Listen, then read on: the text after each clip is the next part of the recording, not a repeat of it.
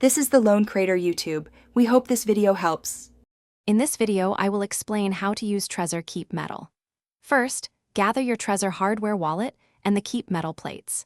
Ensure you have your recovery seed phrase readily available, ideally written down on paper. You'll also need a permanent marker or the engraving tool provided. This initial preparation ensures a smooth and accurate process for securing your valuable seed. Now, let's engrave your recovery seed onto the metal plates. Take each word from your seed phrase and carefully transcribe it onto the designated areas. Double-check every single word for accuracy before moving to the next. Use the provided engraving tool to make clear, deep marks.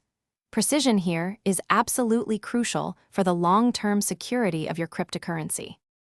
Once all words are engraved, it's time to assemble your Keep Metal. Follow the instructions to securely fasten the engraved plates together. Ensure all components are tightly connected, creating a robust and tamper-resistant unit. After assembly, store your completed Keep Metal in a safe, private, and fireproof location. This physical backup is a vital layer of protection for your digital assets. To maximize security, never share your recovery seed with anyone, and keep your Trezor device separate from your Keep Metal. This separation prevents a single point of failure. Regularly review your storage security measures to ensure they remain robust. Remember, your Keep Metal is a durable, offline backup, offering peace of mind for your valuable digital holdings.